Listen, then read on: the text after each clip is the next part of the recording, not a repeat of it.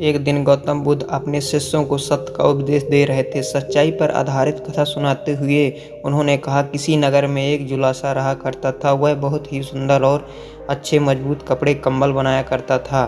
एक दिन एक साहूकार आया, उससे 2 कंबल खरीद कर साहूकार ने कंबल के पैसे 2 दिन बाद ले जाने को कहा। साहूकार दिखने को तो बहुत ही ईमानदार और सज्जन व्यक्ति था।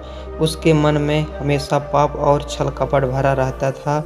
वह अपना रोजगार छल कपट से चलाया करता था। जब 2 दिन बाद जुलासा अपने पैसा लेने आया तो साहूकार ने बहकाते हुए कहा, मेरे घर में आग लग गई थी, वही में दोनों कंबल जलकर राख हो गए। तुम्हारे कंबल तो किसी लायक नहीं थे, तो अब मैं बताओ तुम्हारे किस चीज़ के पैसे दूं?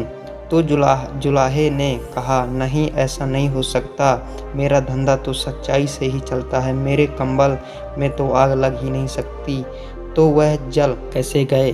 पर साहूकार अब का सुनने के लिए तैयार ही नहीं था।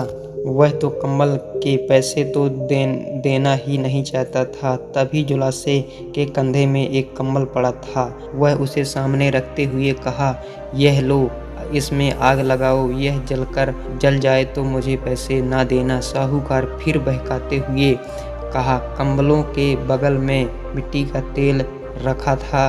मिट्टी का तेल कंबल में पड़ गया, इसलिए वे जल गए। तब जुलासे ने कहा, इसे भी मिट्टी के तेल में भिगोकर आग लगाओ। इन दोनों की बहस सुनकर बहुत से लोग इकट्ठे हो गए।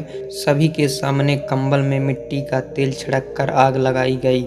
कई लोगों ने यह देखा कि मिट्टी का तेल तो जल गया, पर कंबल को कुछ नहीं हुआ। वह जैसा था वैसा ही रहा।